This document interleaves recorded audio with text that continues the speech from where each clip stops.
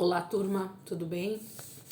Bora lá para nossa leitura, mais um dia, né? Com o Senhor, com a palavra.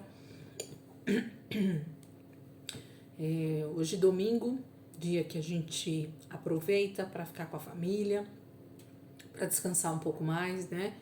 E a gente tem um tempo a mais com a palavra, né? Isso que é muito bom. Vamos começar hoje, no domingo, o livro de Esther, né? A rainha, a moça jovem que se tornou rainha e que através disso conseguiu salvar o seu povo. Então hoje a gente começa a Esther, a gente vai do capítulo 1 ao capítulo 5 e amanhã, segunda-feira, finalizando aí o livro de Esther e começando a semana 40, que é a última semana dentro do Velho Testamento. Estamos praticamente na última semana de setembro. Essa semana que começa já é praticamente os últimos dias de setembro. E a gente vai finalizar o Antigo Testamento nessa semana 40, que vai começar amanhã, tá bom? Então vamos lá? Esther, capítulo 1, diz assim: Foi no tempo de Xerxes que reinou sobre 127 províncias, desde a Índia até a Etiópia. Naquela época, o rei Xerxes reinava em seu trono na cidadela de Suzã, e no terceiro ano do seu reinado deu um banquete a todos os seus nobres e oficiais. Estavam presentes os líderes militares da Pérsia e da Média, os príncipes e os nobres das províncias. Durante 180 dias, ele mostrou a enorme riqueza de seu reino e o esplendor e a glória de sua majestade. Terminados esses dias, o rei deu um banquete no jardim interno do palácio de 7 dias para todo o povo que estava na cidadela de Suzã, do mais rico ao mais pobre. O jardim possuía forrações em branco e azul, presas com cordas de linho branco e tecido roxo, ligadas por anéis de prata e colunas de mármore. Tinha assentos de ouro e de prata num piso de mosaico de pórfiro, mármore, madrepérola e outras pedras preciosas. Pela generosidade do rei, o vinho real era servido em grande quantidade, em diferentes taças de ouro. Por ordem real, cada convidado tinha permissão de beber o quanto desejasse, pois o rei tinha dado instruções a todos os mordomos do palácio que o servissem à vontade. Enquanto isso, a rainha Vasti também oferecia um banquete às mulheres no palácio do rei Xerxes. No 7º dia, quando o rei Xerxes já estava alegre por causa do vinho, ordenou aos 7 oficiais que o serviam, Meumã, Bistá, Arbona, Bigtá, Abigtá, Zetar e Carcas, que trouxessem à sua presença a rainha Vasti, usando a coroa real. Ele queria mostrar aos seus súditos e aos nobres a beleza dela, pois era de fato muito bonita. Quando, porém, os oficiais transmitiram a ordem do rei à rainha Vasti, esta se recusou a ir e o rei ficou furioso e indignado. Como era costume o rei consultar especialistas em questões de direito e justiça, ele mandou chamar os sábios que entendiam das leis e que eram muito amigos do rei: Carzena, Setar, Adamata, Tarsis, Meres, Marcena e Memucã.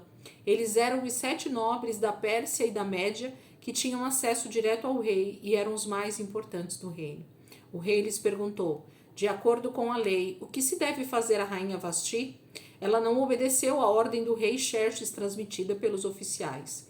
Então Memucã respondeu na presença do rei e dos nobres: a rainha Vasti não ofendeu somente o rei, mas também todos os nobres e os povos de todas as províncias do rei Xerxes, pois a conduta da rainha se tornará conhecida por todas as mulheres, e assim também elas desprezarão seus maridos e dirão: o rei Xerxes ordenou que a rainha Vasti fosse à sua presença, mas ela não foi.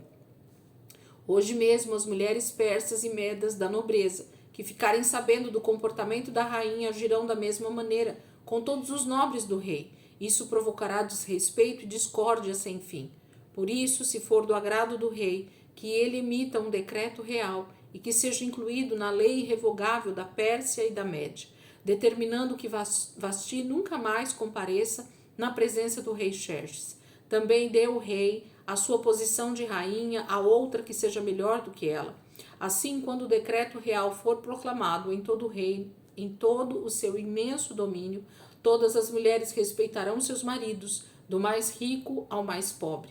O rei e seus nobres aceitaram de bom grado o conselho, de modo que o rei pôs em prática a proposta de Memucã. Para isso, enviou cartas a todas as partes do reino, a cada província e a cada povo, em sua própria escrita e em sua própria língua, proclamando que todo homem deveria mandar em sua própria casa. Capítulo 1 vai falar desse grande banquete, tanto dado pelo Xerxes quanto dado pela própria rainha Vasti, e esse grande banquete traz uma divisão, um divórcio de presente, né? Onde a palavra não diz por que a rainha Vasti se nega a ir à presença do rei no final dessa festa, mas ela faz isso e tem isso como um desrespeito, e ela perde o trono, então, e vai ser exilada para sempre. Vai perder sua posição de rainha. Capítulo 2. Algum tempo depois, quando cessou a indignação do rei Xerxes, ele se lembrou de Vasti, do que ela havia feito e do que ele tinha decretado contra ela. Então os conselheiros do rei sugeriram que se procurasse belas virgens para o rei e que se nomeasse comissários em cada província do império para trazerem todas essas lindas moças ao harém da cidadela de Suzã. Elas estariam sob os cuidados de Hegai, oficial responsável pelo harém, e deveriam receber tratamento de beleza. A moça que mais agradasse o rei seria a rainha em lugar de Vasti. Esse conselho agradou o rei e ele o pôs em execução. Nesse tempo, vivia na cidadela de Suzã um judeu chamado Mardoqueu, da tribo de Benjamim, filho de Jair, neto de Simei e bisneto de Quis. Ele fora levado de Jerusalém para o exílio por Nabucodonosor, rei da Babilônia, entre os que foram levados prisioneiros com Joaquim, rei de Judá.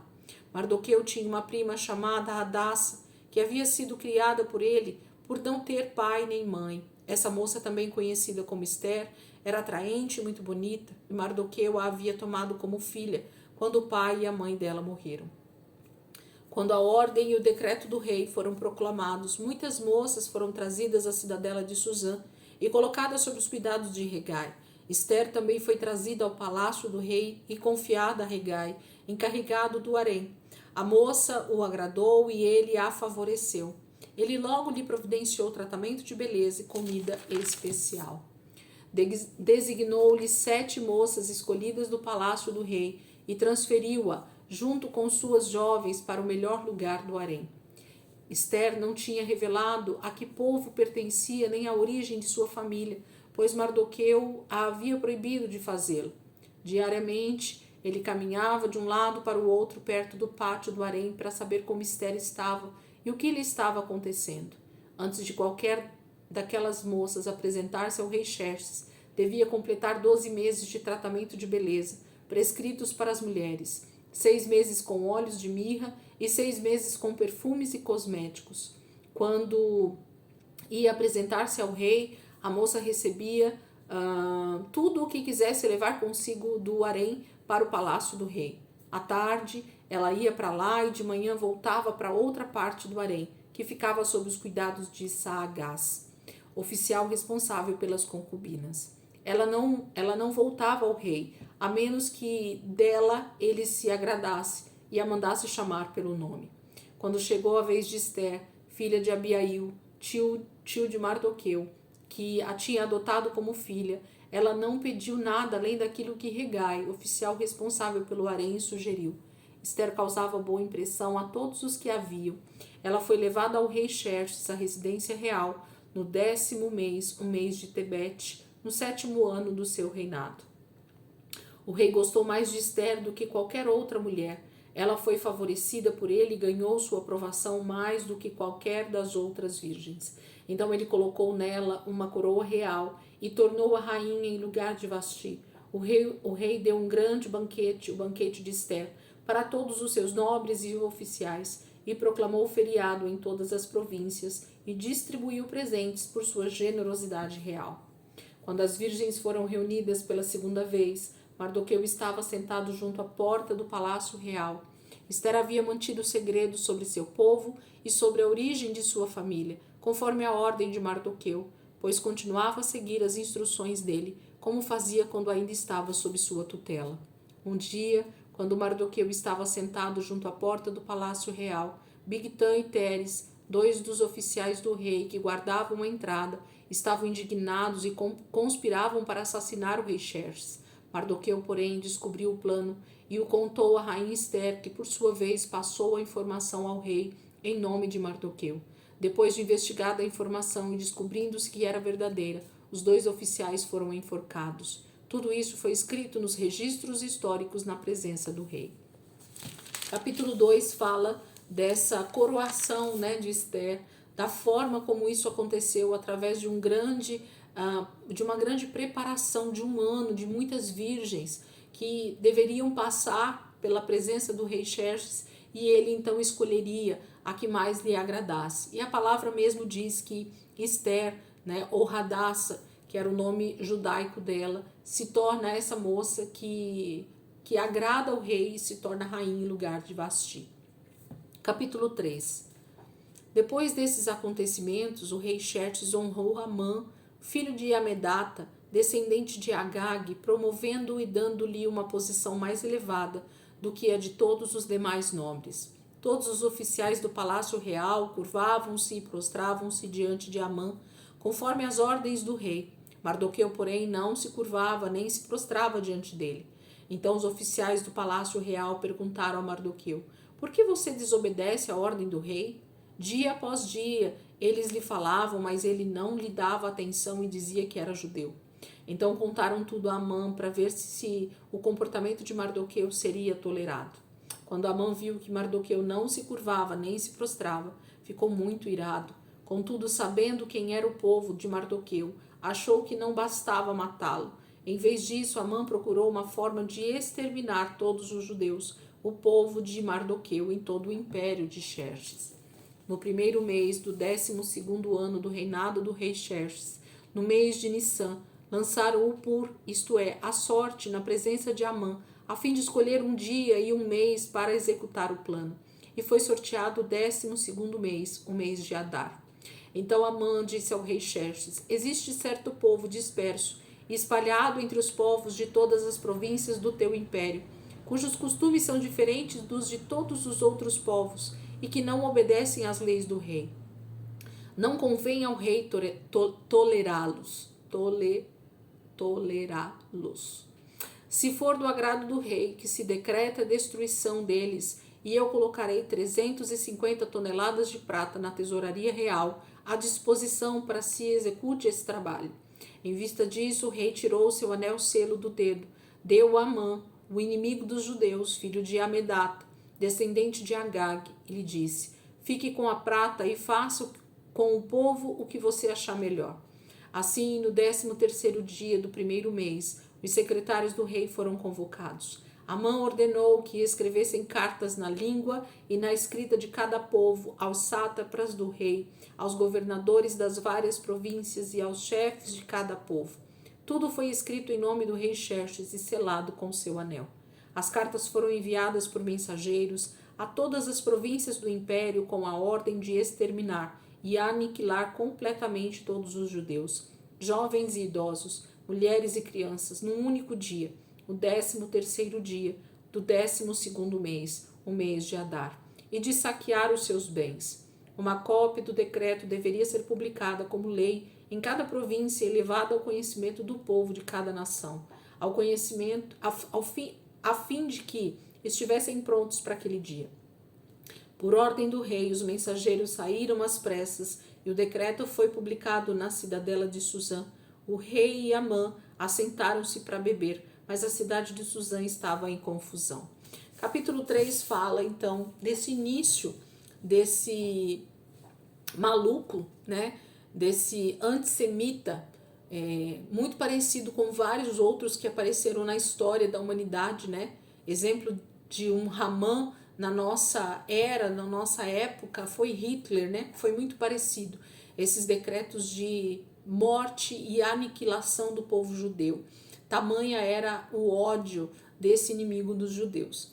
E assim ele faz esse decreto que eles morreriam dentro de um ano, né? Eles estavam no primeiro mês, que é o mês de Nissan, e ele faz o decreto para que no mês de Adar, no 12º mês daquele ano, eles então fossem mortos e aniquilados.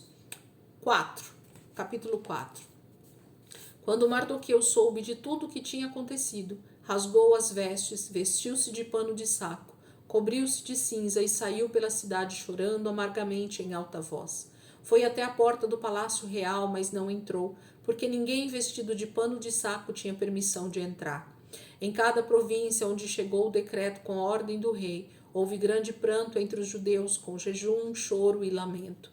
Muitos se deitavam em pano de saco e em cinza. Quando as criadas de Ester e os oficiais responsáveis pelo harém lhe contaram o que se passava com Mardoqueu, ela ficou muito aflita e mandou-lhe roupas para que se vestisse e tirasse o pano de saco. Mas ele não quis aceitá-las. Então Ester convocou Hatá, um dos oficiais do rei, nomeado para ajudá-la, e deu-lhe ordens para descobrir o que estava perturbando Mardoqueu e por que ele estava agindo assim. Hatá foi falar com Mardoqueu na praça da cidade, em frente da porta do palácio real. Mardoqueu contou-lhe tudo o que lhe tinha acontecido e quanta prata Amã tinha prometido depositar na tesouraria real para a destruição dos judeus. Deu-lhes também uma cópia do decreto que falava do extermínio e que tinha sido anunciado em Susã, para que ele o mostrasse a Ester e insistisse com ela para que fosse à presença do rei, implorar misericórdia e interceder em favor do seu povo. Hatá retornou e relatou a Ester tudo o que Mardoqueu lhe tinha dito. Então ela o instruiu que dissesse o seguinte a Mardoqueu: todos os oficiais do rei e o povo das províncias do império sabem que existe somente uma lei para qualquer homem ou mulher que se aproxime do rei no pátio interno, sem por ele ser chamado. Será morto, a não ser que o rei estenda o cetro de ouro para a pessoa e lhe poupe a vida. E eu não sou chamada à presença do rei há mais de 30 dias. Quando Mardoqueu recebeu a resposta de Ester, mandou-lhe dizer: não pense que pelo fato de estar no palácio do rei, você será a única entre os judeus que escapará, pois se você ficar calada nesta hora, socorro e livramento surgirão de outra parte para os judeus, mas você e a família de seu pai morrerão. Quem sabe se não foi para um momento como este que você chegou à posição de rainha? Então Ester mandou esta resposta a Mardoqueu: vá reunir todos os judeus que estão em Susã e jejuem em meu favor. Não comam nem bebam durante 3 dias e 3 noites. Eu e minhas criadas jejuaremos como vocês. Depois disso irei ao rei, ainda que seja contra a lei. Se eu tiver que morrer, morrerei. Mardoqueu retirou-se e cumpriu todas as instruções de Ester. Capítulo 4 vai falar então de como Ester fica sabendo, do plano de destruição de Amã, de destruir todos os judeus. E Mardoqueu então fala com ela através do seu criado, ela fala com Mardoqueu novamente e eles então decidem levantar um grande jejum entre todo o povo judeu que fosse possível, para que ela conseguisse intervir através de uma audiência com o rei sobre toda essa situação. Ela nem sabia o que faria, mas ela iria buscar a presença do Senhor através do jejum, esse quebrantamento, para que o Senhor direcionasse a vida deles. Capítulo 5. 3 dias depois, Ester vestiu seus trajes de rainha, colocou-se no pátio interno do palácio, em frente do salão do rei. O rei estava no trono, de frente para a entrada. Quando viu a rainha Ester ali no pátio, teve misericórdia dela e estendeu-lhe o cetro de ouro que tinha na mão. Ester aproximou-se e tocou a ponta do cetro, e o rei lhe perguntou: que há, rainha Ester? Qual é o seu pedido? Mesmo que seja metade do reino, será dado a você. Respondeu Ester: se for do agrado do rei, venha com Amã a um banquete que lhe prepararei. E disse o rei: tragam Amã imediatamente para que ele atenda ao pedido de Ester. Então o rei e Amã foram ao banquete que Ester havia preparado. Enquanto bebiam vinho, o rei tornou a perguntar a Ester: qual é o seu pedido? Você será atendida. Qual o seu desejo? Mesmo que seja metade do reino, será concedido a você. E Ester respondeu: este é o meu pedido e o meu desejo. Se o rei tem consideração por mim, e se lhe agrada atender e conceder o meu pedido, que o rei e Amã venham amanhã ao banquete que lhe prepararei. Então responderei à pergunta do rei. Naquele dia, Amã saiu alegre e contente, mas ficou furioso quando viu que Mardoqueu, que estava junto à porta do palácio real, não se levantou, nem mostrou respeito em sua presença. Amã, porém, controlou-se e foi para casa. Reunindo seus amigos Zeres, sua mulher, Amã vangloriou-se de sua grande riqueza, de seus muitos filhos e de como o rei o havia honrado e promovido acima de todos os outros nobres e oficiais. E acrescentou Amã: além disso, sou o único que a rainha Ester convidou para acompanhar o rei ao banquete que ela lhe ofereceu. Ela me convidou para comparecer amanhã com o rei. Mas tudo isso não me dará satisfação enquanto eu vir aquele judeu Mardoqueu sentado junto à porta do palácio real. Então Zeres, sua mulher e todos os seus amigos lhe sugeriram: mande fazer uma forca de mais de 20 metros de altura e logo pela manhã peça ao rei que Mardoqueu seja enforcado nela. Assim você poderá acompanhar o rei ao jantar e alegrar-se. A sugestão agradou Amã e ele mandou fazer a forca. Capítulo 5, Ester então consegue ir até o rei, consegue ser aceita, consegue essa audiência com o rei e ela faz então esses dois banquetes, esses dois jantares para que ela possa conversar com o rei. E Amã novamente está tramando mais uma vez as suas maldades contra Mardoqueu. E dessa vez ele monta uma forca, né, para matar Mardoqueu. Assim que terminasse o jantar ou assim que ele pudesse, ele faria isso justamente porque Mardoqueu não se dobrava diante dele, não se curvava diante dele, né? Ele mesmo executaria Mardoqueu sem nenhum tipo de pudor. Amém? Então terminamos a nossa leitura de hoje. Amanhã, domingo, amanhã segunda, né? A gente termina o livro de Ester, hoje domingo, né? Amanhã a gente termina o livro de Ester na segunda-feira. Começamos a semana 40 e nós vamos seguir com o livro de Esdras, terminando Esdras, iniciando Neemias e por fim Malaquias. Então a gente tem praticamente 2 livros só, né? Porque Esdras a gente já leu uma parte, depois a gente vai ler Neemias e por fim, no próximo domingo, daqui uma semana, a gente finaliza o Velho Testamento com o livro do profeta Malaquias. Amém, queridos? Deus abençoe, ótimo domingo para vocês aí. E amanhã, se Deus quiser, a gente está aqui de volta para continuar a nossa leitura com o término dessa história maravilhosa de redenção, de livramento mesmo do Senhor para o povo judeu, através da rainha Ester. Amém? Deus abençoe. Até amanhã, se Deus quiser.